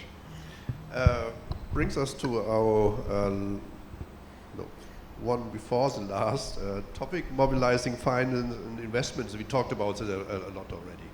Yeah, so what I would like to ask you, I would like to make a wish list. So if you can have one wish, what would you like to be implemented into the next 1 or 2 years of concepts, of ideas, to have it written into the roadmap to mobilize financing, investments, and finding international and of course also Indian investors into offshore? What would be your take, Mr. Menon? What do you think would be on your wish list for a signal to private investors? See, I think so finance and investment's always been a cornerstone conversation when it comes to offshore wind, right? That said, finance has a huge role to play across the world on offshore wind. I think you mentioned that quite early on as well in your opening remarks. If I can just put it out plainly, see, from a developer and investor standpoint, there's 3 signals, right, that determines where the capital will flow into offshore wind. So the 3 are policy or policy certainty, visibility of those returns, and the clarity of risk taking / sharing. At what stage are we in terms of these 3 points is one to think about. And firstly, if you think about the financial model, Aditya made a very valid point that, companies and especially investors and financial institutions will need predictability. You will need a pipeline of predictable projects, a pipeline of projects for you to essentially understand what's up for you down the line, right? So instruments like CFDs or VGF or funding gaps that can manage long-term risks and options is essentially what companies and investors would look at. Managing tariff risks along with currency volatility, right? So an example, like Fanny was talking about vessel availability. If we were to bring in vessels into India, I'm not paying the vessel in rupees, am I? I'm paying it in US dollars, but if my tariff is 4 rupees per unit, how am I balancing that in terms of volatility or the fluctuation in currency? That's one of the major questions. Predictability is also about what I can think about in the next 5 years or 10 years. Again, going back to an example of vessels, if I was to place an order for a C-type or a P-type vessel to come into India today, maybe a 4-leg or a 6-leg cantilever, I don't think a vessel would be able to come in the next 2, 3, or maybe in 5 years, Funny? 5 years easily, no chance, right? Because they're all booked up. They're probably sitting in the US, they're probably sitting in the European waters. Now, that plays into the matrix of what financial institutions would also think. So it does not help from a perspective that obviously these tenders were pulled back from a long-term planning perspective. So that's one point. The second is obviously shared infrastructure. Now, we've been talking about port infrastructures a lot. We've been talking about evacuation corridors, site investigations, those kind of things. These are all public goods, right? They're all public projects that essentially will be shared infrastructure that's going to be used by private developers, going to be used by ECI contractors or vessel owners, etc. That needs to come up parallelly so that the overall project risk and the overall project cost can be brought down. And then when you consider, when government takes the lead on these shared infrastructure projects, it signals that seriousness and creates the market and the ecosystem for financial institutions to actually be able to understand what your project finance would look like. And the last point is essentially falling down to sequencing and policy clarity, which I did mention a little bit on earlier. There needs to be a transparent pipeline. We need to clearly define this is what we're going to do in the next 10 years. We stick by it. We don't go back because that affects a lot of these conversations private developers would have with their best friends in banks and financial institutions. And obviously have defined seabed leasing rules that allows these developers to plan upfront ahead and sit down with that finance team and actually structure the entire project for the next 5-10 years. So I'll stop by saying the private sector is ready. I'm sure they are. But what we look for are signs of that predictability, predictability and uniformism. And maybe we're not asking for perfection, but we're asking for that predictability is probably where I'll stop at. But I think that's going to be cornerstones for finance and investments in India. Great. Thank you very much. Mr. Jensen, what's on your wish list as the most important measure, action for the next 1-2 years, let's say? In regards to financing, I guess, or yeah. I think like as you mentioned, like currency risk is a huge thing here. Also, just like inflation, like because that's become a big thing in the past few years. So if you have a feed-in tariff, like is that going to be increased with inflation, or is it just slowly going to be eaten away? But I think most important for India, I think like a CFD model would be a bit beneficial because that's what the current lenders for offshore developers, they know about it.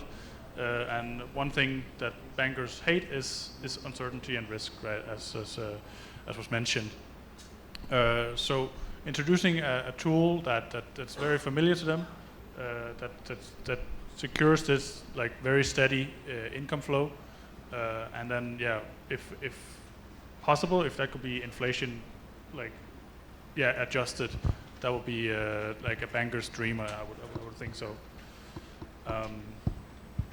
But it is also going to depend a lot on who are the developers. Is it the big oil companies and so on, which have their own money basically they can print, or is it more investment funds and so on that have a different risk tolerance and so on. But universally, at least what we hear also in Denmark and so on, like don't make it too complicated, just use CFDs. That's what we know. We want that as well, right? So I don't think India has to reinvent the wheel in that sense and just stick to what they know. Yeah. So thank you very much. Brings us to our last point: technology, innovation, and skill development. We already we talked about the why, and one of the whys is to produce energy, to cover the future demand with green energy at reasonable prices. But that's not all. It's not all about that. It's also about technology, innovation, development of India, and skill development. Dr. Katyal, what do you think? What are the measures which has to be taken in parallel to get the workforce, to get the people with the right skills in India, from India, and with institutes like you, but also, of course, with the big universities and everybody who is involved into that sector?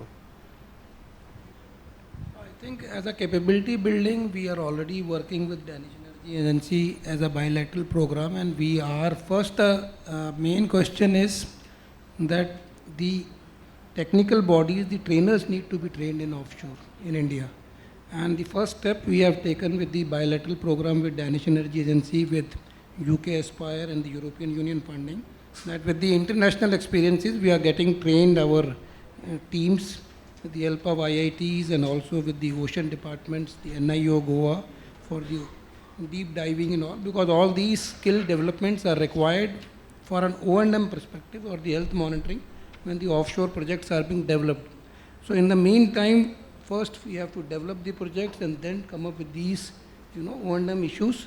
And for that purpose, NIVE and ministry is very serious. They are, and the second thing is that there are series of IEC standards from 61400-1 to 50. And out of that, I am very happy to inform you that NIVE has already published, with the help of Bureau of Indian Standards, the 32 standards. And with that, offshore is one amongst them, which is 61400-3, which is on design requirements of offshore.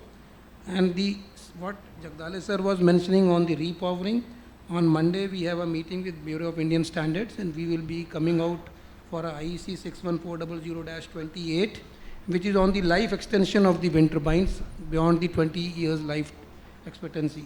So that, with that, ministry will come up with the quality control standards for healthy and orderly growth to ensure the engineering integrity, the safety philosophy, and the quality assurance of the wind turbines. And the major key parameter here is that we need to design, develop, and manufacture the offshore wind turbines suitable for Gujarat coast. And that is a bigger game, because that will take a lot of time. And we can't depend on the European turbines, because they are all being designed, as Mr. Das was mentioning, for wind speeds of 9 to 10 meters per second. And we have to optimize the power curve for 6 to 7, which is available in Gujarat. And that is why I think there are no takers in Gujarat with these tenders, because you have to optimize on the power curve, and that is a bigger game. You have to work on the blade aerodynamic efficiencies, coefficient of lifts, the coefficient of drags. Try to design the blades suiting for the Indian climatological conditions and dusty environment which are available. Banking on the global turbines which are being designed for 0 degrees or sub-0 degrees will not serve the purpose, particularly in Gujarat. Tamil Nadu you can still pull on, but in Tamil Nadu also you have to design the turbines for temperature shooting up 40 degrees and above, and that is the real challenge why people are taking a back step in offshore. So the good thing is to go near shore and step by step, go for offshore. And I was also telling this, sir, in the last session which happened in Mahatma Mandir, that offshore ek din mein nahi hoga, ek din jarur hoga. So be positive, because there is always a negative mindset that so last time I told that ek din mein to hoga nahi, ek din jarur hoga. But everybody will come. You see, it is very difficult to always find faults with the government, with the state governments. But when you have to do the things, it is very difficult stuff. So you have to collectively work together to see that the turbines are moving into the Indian seas. See, all that things what sir was mentioning from 15, we have come up with the policy documents, we have come up with the lease documents, we have come up with the strategy road papers, we have been doing the floating buoy designs. And one good thing which I would want to also like to inform the forum, that we have already taken for design technology, because the NIVE's role per se is for studies and surveys. So for floating buoy development indigenously we are doing, because when we are banking on the global floating buoys, they are very expensive for us. It's about 20 crores, for 1 year lease, wherein we can put 2-3 turbines, as Mr. Jagdale sir was telling, onshore, where we can get 60-70 lakhs of units from onshore. So how does it make sense to go with a foreign-based floating buoys? I'm not criticizing the foreign players, but this is the need in the country, that we have to develop indigenous floating buoy system to map the entire 7,600 kilometer coast of the country. Then only, once we have the solid data banks, the basis, then we can do proper designs on piles, the floating foundations and whatever you people were mentioning. Then only we can come up with an indigenized design, which will take a lot of time, but everything is possible. It's only a matter of time. So the floating buoy, we have already sponsored 12 crores to Professor Balaji, who is an expert in ocean technology. He is developing that. Only thing which we are doing is the motion correction algorithms, because that is the key factors which will reduce the uncertainties in the wind measurements. And then, these people have to work collectively to work on the indigenous development of the turbines also. That is the key factor which India needs at the moment. Banking on the global turbines, exporting them, you can tolerate for 2-3 gigawatt or 5 gigawatts and so. But if you have a long offshore policy, turbine has to be designed indigenously. And particularly with the power curve with 7 to 8 meters, which is available in the Indian wind climatological conditions, not with 9 to 10 meters per second. Wonderful. Thank you very much. So we are coming to the end of this session. So we had so many great contributions, and if I would take my highlights, and it's clearly set clear point. Why are we doing that? First of all, it's about energy. Secondly, it's sorry. You can take one more. Yeah, of course. No. I will take that. No question. So one is, of course, we want to produce energy, as I said, green energy, to have the future demand covered. But the second point, which I have written down, is really it's a generational opportunity for technical development. And of course, India is a country of technology, so it's a big opportunity, like Dr. Katyal also said, to develop further, to develop more know-how in different industries all over India. So that's a really, really good opportunity. So we should not only look at the prices, and we should not only look at the energy, but also on this opportunity. Sharing risks, I think, is quite clear. We have to tackle that, and contracts for difference is definitely one approach, which I think will be the one for all offshore markets for the next, I don't know, 10 years or something like that. Maybe I'm too optimistic. And the second one is going, first of all, nearshore, which helps also, of course, to mitigate the risks and to learn step by step. So I think that's also clear. And it's also, but it also was made clear by Mr. Sherp that could be a trick.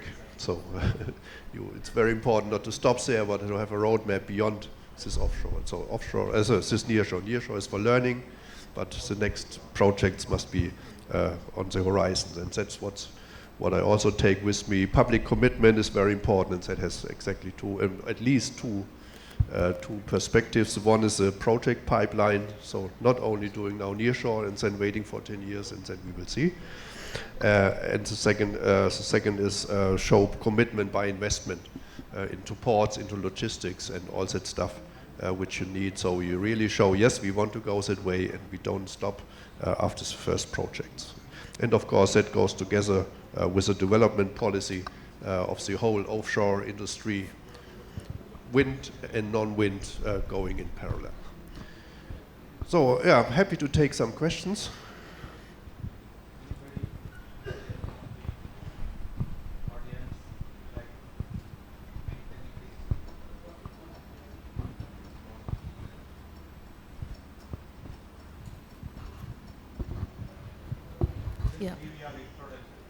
Yeah, I'm Mohana Priya, country head for India for Ocean Energy Pathway.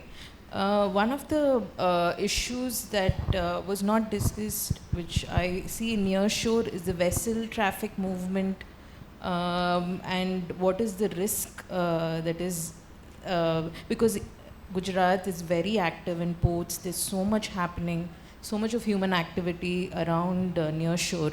So how do you handle that when it comes to near shore? Is a question I have. I can give it a go. I think in Denmark, at least, we've designated like some shipping lanes, which, like, of course, the safety is the main issue here. Like, we can't have ships colliding and so on, but they cannot go into the offshore wind farm zones or near shore, basically.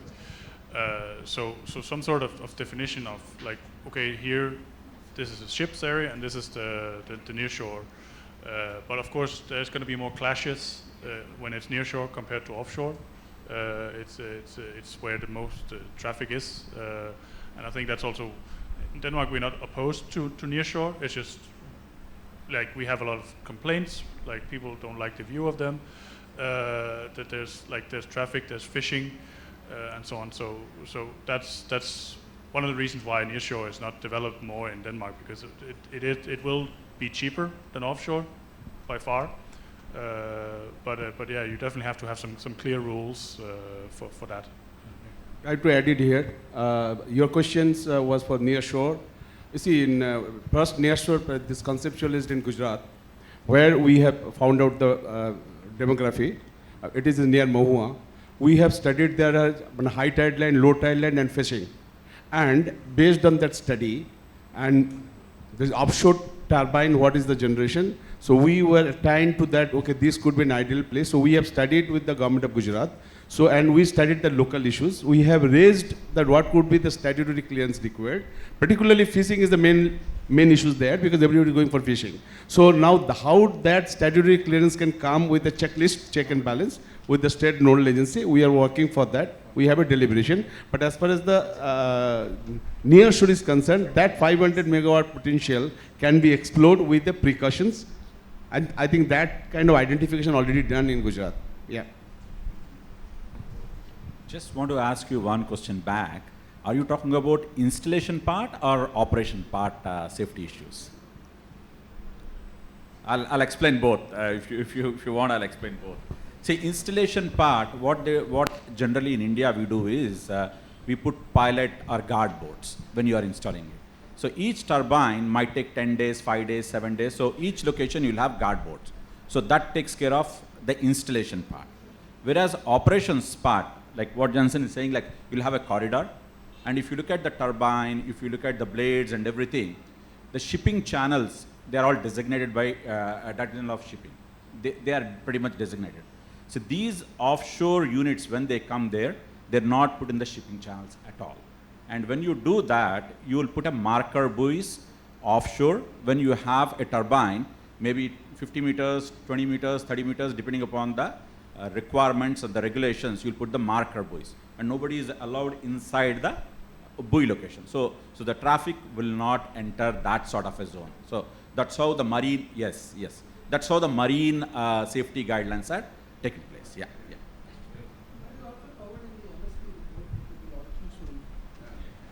That part, the shipping routes are away from the the zones where we are trying to put up the machines.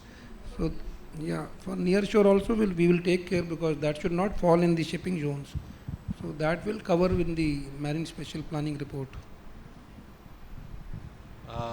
For your curiosity, I should say that the first 50 megawatt we have already taken the first clearance from the Shipping Corporation of India and GMB, because the GMB is the authorized for that purpose.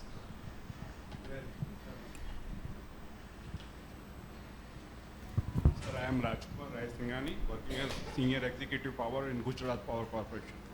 Sir, we had identified one site at Kachcha that is admitting to 37.2 square kilometer, and all the clearances we had obtained for the current turbine, which is beneath the sea level. Now you can hybrid this thing with the offshore turbine. Means you are having one turbine working beneath the water sea level and above that. That will optimize the cost. My cost at that time with the government grant was working 4 rupees 42 paisa. If you hybrid with that and all the clearances are there, will it be fruitful, or some studies carried out by your agency for both the competitions? He was talking about the tidal plant. So he said that whether we can hybridize the tidal plants with the offshore wind projects or not. In 4 rupees. Is the cost.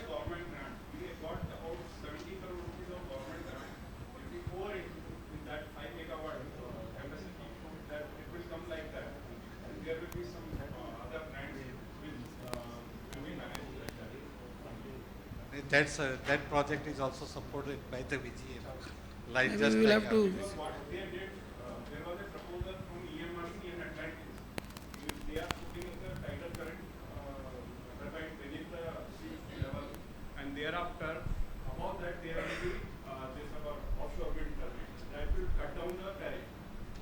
If some exercise is to be carried That can be worked out if it is a good idea, because what I feel the cost is 12 rupees. As per Mr. Funny, it is 12 rupees in Gujarat, offshore. And if you can do 4 rupees, it will be 8 rupees. Gujarat government will buy in 4 rupees. So balance if you get from VGF, maybe 3-4 rupees. So then you can try to, we will have to work out whether it works out in that.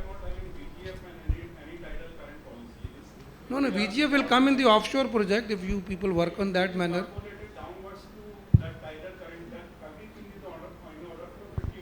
See, at the moment, Government of India is ready to give 6,800 crores, whether you put it in Gujarat or you put it in Tamil Nadu.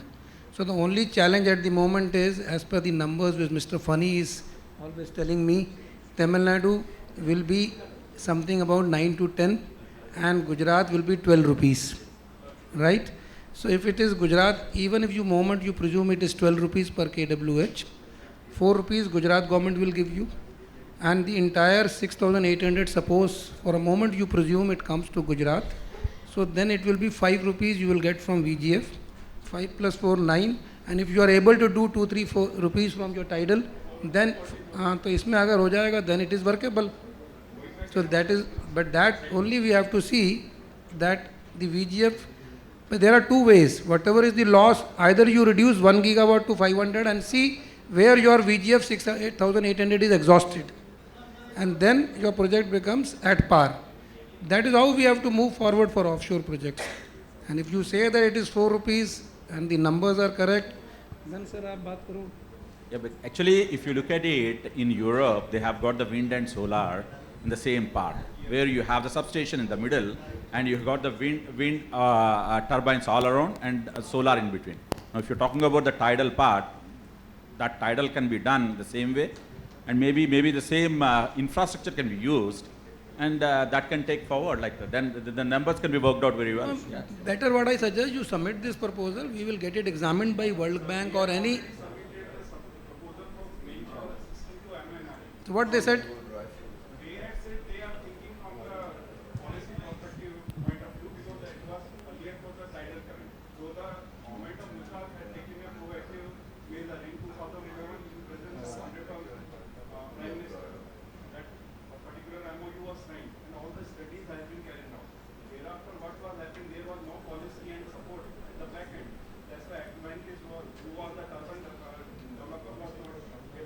I think you put up a proposal in a different manner. You put it in under R&D program, under RD SPAC project in the ministry. You say already we are getting 4 rupees with the tidal. Now when you put up the offshore turbines, it will get us some, with the VGF support, 8 rupees. So that way we can move forward for offshore and show to the country that offshore is moving in the sea in Gujarat. That way it should be examined, and that should be re-examined by any financial, either IREDA or World Bank or Power Finance corporations, whether the numbers are workable or not. So it should not happen at the end of the day that your numbers are going something.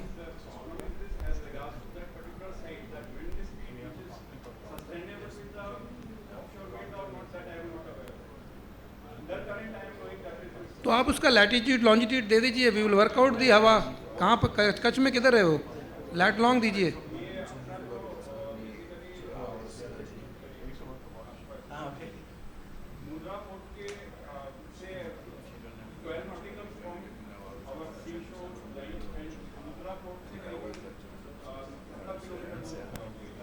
But there will be two conditions. The depth will be, we will have to see the water depths. In 70 kilometers from the coast, the water depths I am sure will be very high.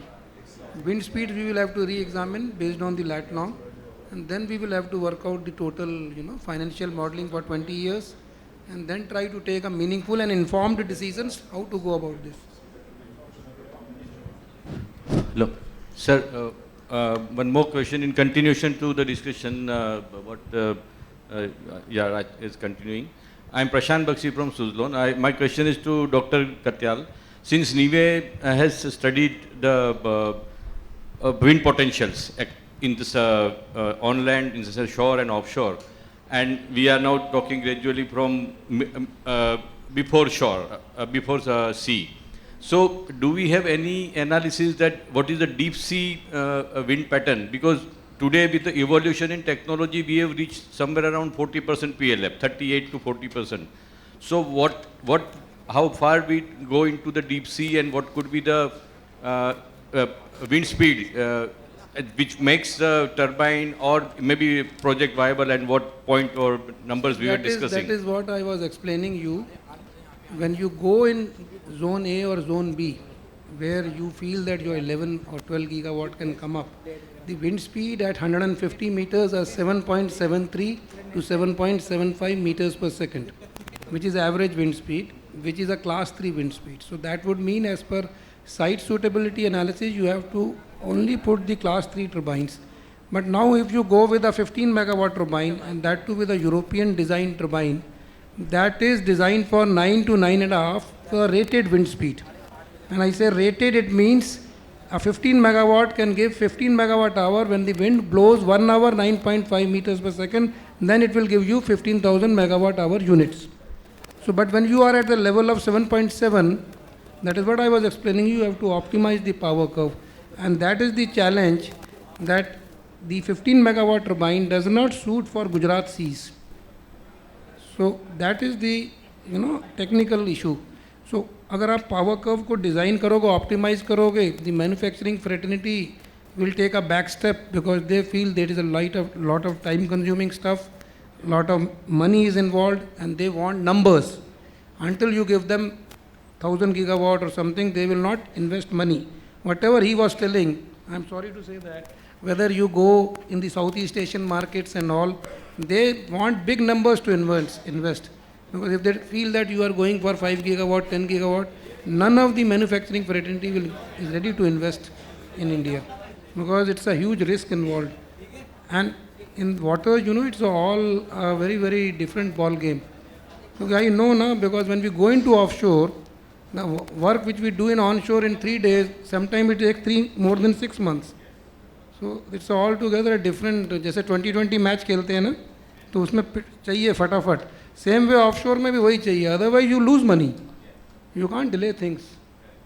आपका जो question है ना, वो turbine के ऊपर designed है. Sir कितनी भी विंड कर लो, गुजरात में पैटर्न 7 और 8 से ऊपर नहीं जाएगा.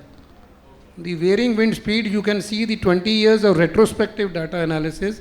Either you take a European reanalysis data set, either you take National Center for Environmental Prediction data set, either you take National Center for, what is that called, NCMCH data or ISRO data, Ahmedabad.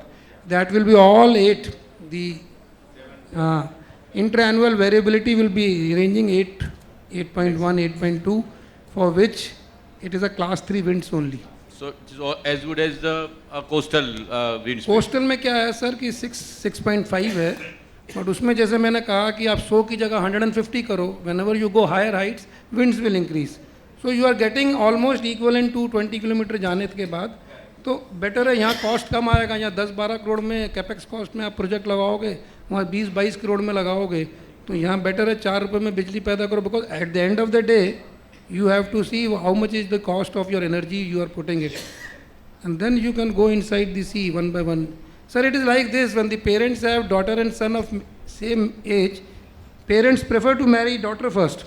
Same way country should see where we are economical in getting generation and then go into the sea. But एक point just I wanted to share is, and that study was done, sir, that you look at the Gujarat offshore wind pattern, you look at 15-minute interval, put into a frequency distribution and look at how the wind speed is, and then you compare with your load pattern. If you compare these two, the superimposition of these two marries very well.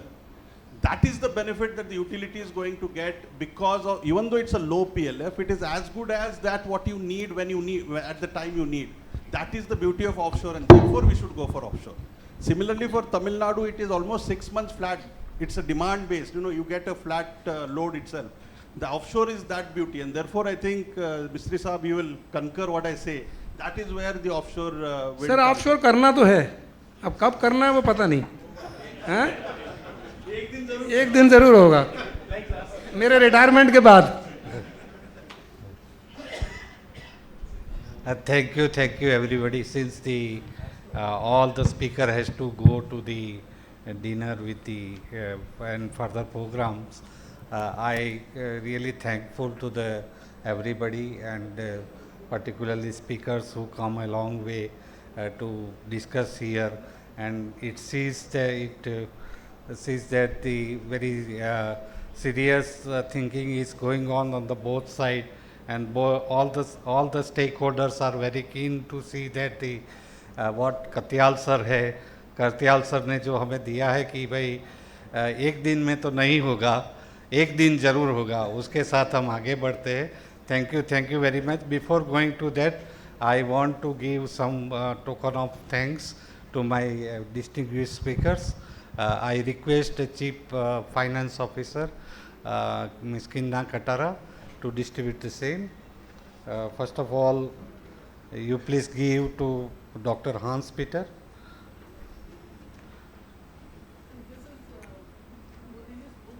Yeah. This is the memento we are giving on the, yeah, our Honorable Prime Minister's book on the climate change. And yeah,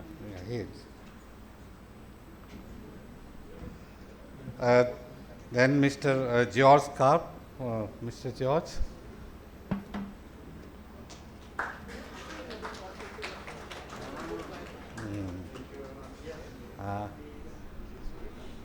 Mr. Jasper Jensen.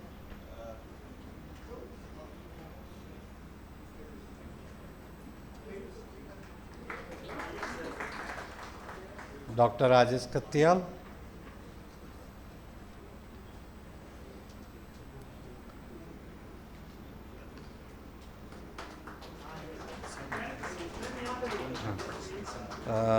Mr. Aditya Pyasi.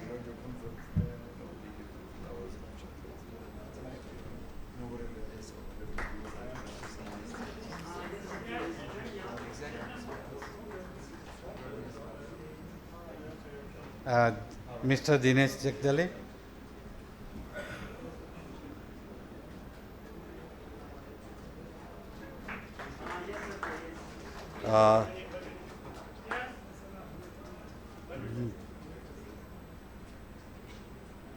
Mr. Srijit Menon.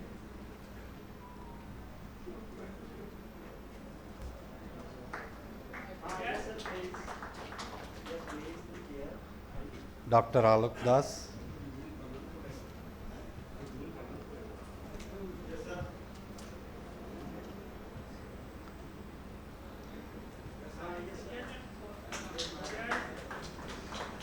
And last but not the least, Mr. Fanidar.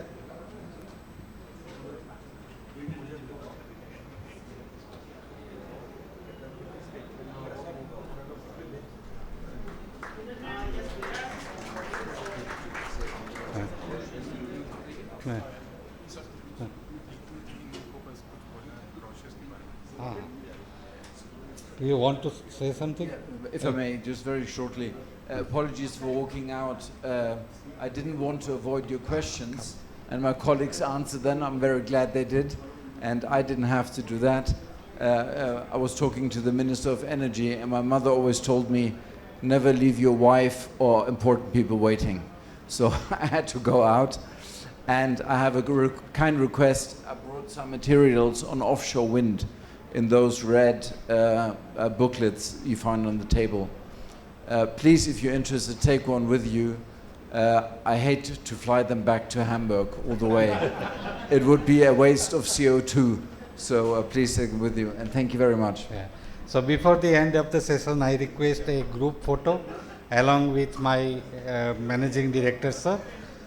Sir, please come on the dais, have a group photo. Huh.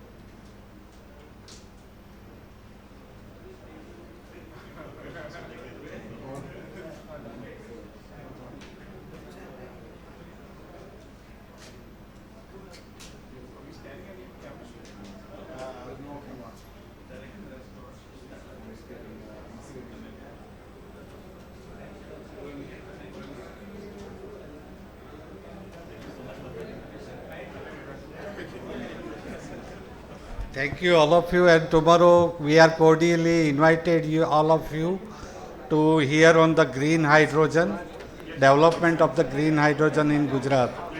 I cordially invite you, all speakers, all invitees, all delegates, please come tomorrow at 10 a.m. on same room. Thank you very much.